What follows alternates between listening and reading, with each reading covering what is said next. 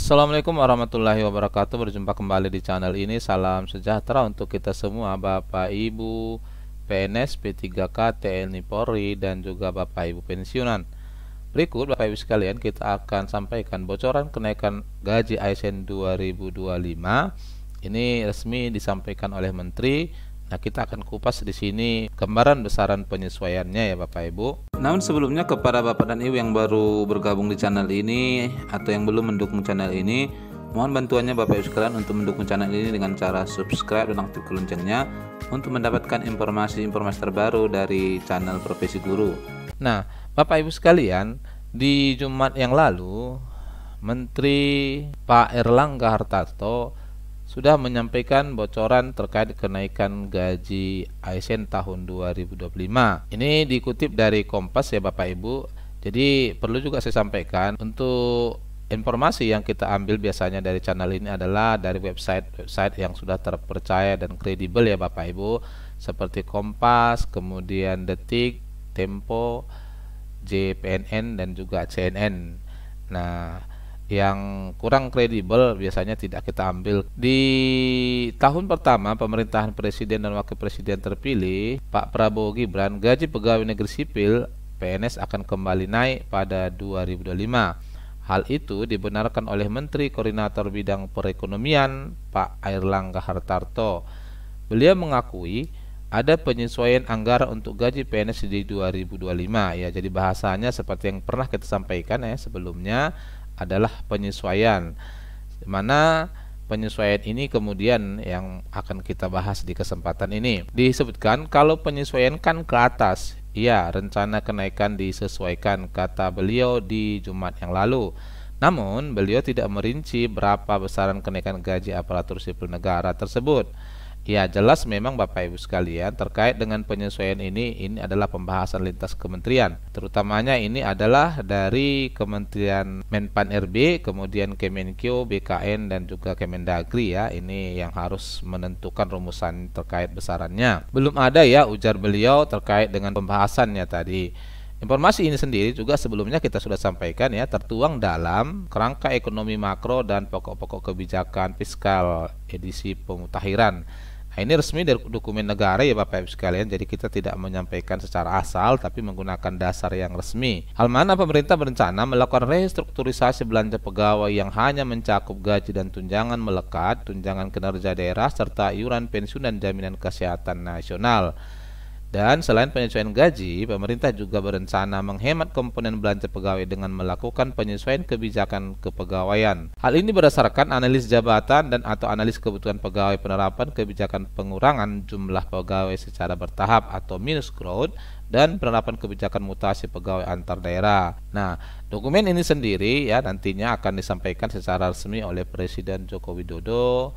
Biasanya ini di hadapan DPR di tanggal 16 Agustus 2024. Jadi Agustus ini masih pemerintahan sekarang yang menyampaikan RAPBN 2025 ya. Kalau kita mau tampilkan ini Bapak Ibu sekalian dokumen resmi dari Kerangka Ekonomi Makro dan Pokok-pokok Kebijakan Fiskal tahun 2025 ini, seperti yang sudah sampaikan, nanti kita akan dalami lebih jauh ya. Di halaman 92, meningkatkan kualitas belanja pegawai dengan tetap menjaga konsumsi aparatur negara. Nah, ini gaji 13-nya, ini kalimat penyesuaiannya dan penyesuaian gaji ASN. Nah, di sini disebutkan ya, ini Bapak Ibu sekalian, penyesuaian gaji ASN yang tadi dibahas oleh Menko ya. Kemudian reformasi sistem jaminan pensiun dan jaminan hari tua. Jadi, penyesuaian gaji ASN ini ya beriringan dengan reformasi sistem jaminan pensiun dan jaminan hari tua. Ini untuk mewujudkan masyarakat Indonesia yang maju dan sejahtera ya sebagai tujuan akhir dari pembangunan untuk jangka 2045. Nah, di sini Bapak Ibu sekalian, kita seperti yang Bapak Ibu ketahui, nanti di reformasi sistem jaminan pensiun ini cukup banyak nanti potongan yang akan diberikan ya, termasuk untuk jaminan pensiun dan jaminan hari tua 20%, tapera, kemudian jaminan kematian, walaupun sebagiannya itu ada yang dibayarkan oleh pemberi kerja. Kita akan kupas lebih jauh Bapak Ibu sekalian. Kita akan pakai ini dokumen dari Kemenpan. Jadi dokumen-dokumen yang kita pakai ini resmi dari milik pemerintah ya Bapak Ibu sekalian. Ini adalah dokumen milik Kemenpan RB ya. Cukup banyak dibahas di sini tapi kita tidak sampaikan. Kita akan ambil yang ada kaitannya tadi dengan pendalaman terhadap kenaikan gaji atau penyesuaian gaji ASN 2025. Ini Bapak Ibu sekalian adalah dokumen yang dimiliki Menpan terhadap arah kebijakan ya pasca diterbitkannya Undang-Undang Nomor 20. Nah, kita tidak bahas pemenuhan kebutuhan ASN.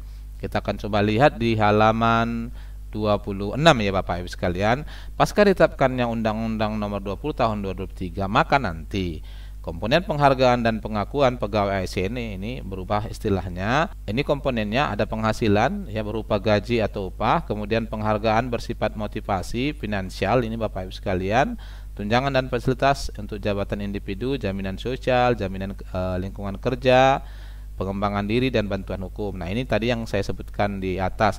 Nah, bisa kita perhatikan di sini Bapak Ibu sekalian, ini kenapa kemudian saya selalu menyinggung PP manajemen ASN karena itu dasarnya disebutkan di sini ya, ini diatur lebih lanjut dalam PP. Jadi PP itulah ya Bapak Ibu sekalian yang menjadi sumber dalam penerapan secara teknis apa yang tertuang di sini ya.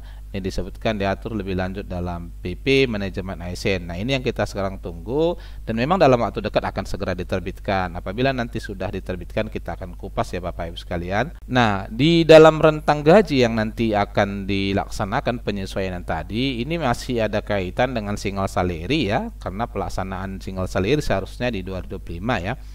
Ini paling rendahnya untuk jabatan ASN, JE pemula pelaksana paling rendah, kemudian terampil, JE mahir, JE pertama pengawas. Nah, di sini untuk jabatan guru biasanya ya di sini rentangnya hingga nanti jabatan utama madya. Nah, di sini paling tinggi. Ini ada overlapnya, ada rentang-rentangnya nanti.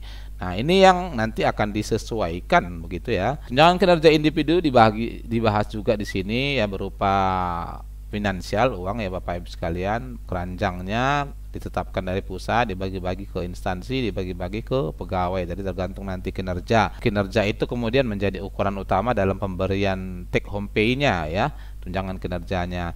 Nah, ini benefitnya ya, komponen yang berikut terkait dengan penghargaan ASN, tunjangan jabatan, tunjangan individu ya, tunjangan jabatan ini bisa tunjangan jabatan manajerial, kemudian tunjangan individu berupa tunjangan kemahalan, kemudian tunjangan hari raya ini wajib sekarang ya, kemudian benefit yang lain berupa benefit jabatan, benefit individu. Ini adalah komponen-komponen yang disediakan oleh pemerintah.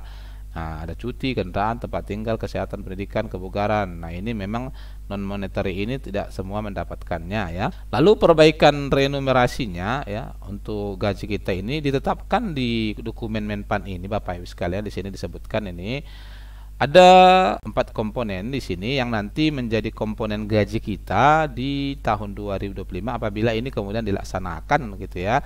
Jadi dasarnya adalah PP manajemen ASN. Nah, akan ditetapkan nanti fixed income atau pendapatan tetap kita itu 40%. Jadi Bapak Ibu sekalian, untuk golongan Bapak Ibu sekalian ya, golongan saat ini Bapak Ibu sudah ditetapkan oleh pemerintah gaji pokoknya. Nah, gaji pokok itu kemudian menjadi fixed income. Nah, di sini Bapak Ibu sekalian bisa Bapak Ibu lihat pemerintah menetapkan 40%. Misalnya kalau gaji PNS atau ASN sekarang adalah seperti P3K 3.200.000, maka itu nanti ya ditetapkan besaran penghasilan take home pay-nya sebesar 40%. 3.200.000 itulah sebagai fixed income-nya ya, dinilai setara 40%.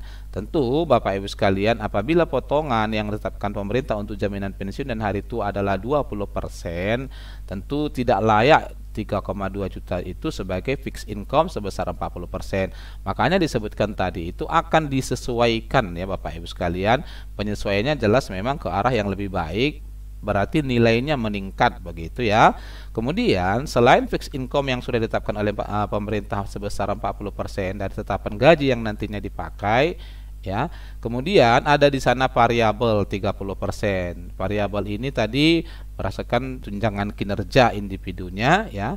Kemudian di sana ada benefit, lalu ada disediakan learning 5%. Kalau kita jumlahkan ini 40% tambah 30 70 tambah 25 95 tambah 5 100. Nah, kumpulan dari keempat komponen inilah menjadi nanti take home pay atau penghasilan bersih yang dibawa oleh ASN ke rumah, begitu ya Bapak Ibu sekalian. Itulah komponen-komponen yang nantinya menjadi gambaran. Jadi dalam hal ini yang disesuaikan Bapak Ibu sekalian adalah terkait ya tetapan gaji yang akan digunakan oleh pemerintah, yang mana nanti tetapan gaji itu kemudian menjadi fixed income kita sebesar 40%. Nah, jadi dari apa yang ada di dokumen Kemenpan ini jelas memang pemerintah akan menyesuaikan gaji dari ASN untuk nantinya digunakan sebagai fixed income sebesar 40% di dalam bagian dari take home pay-nya ya Bapak Ibu sekalian. Nah, barangkali ini informasi yang bisa disampaikan, semoga kiranya bermanfaat. Wassalamualaikum warahmatullahi wabarakatuh.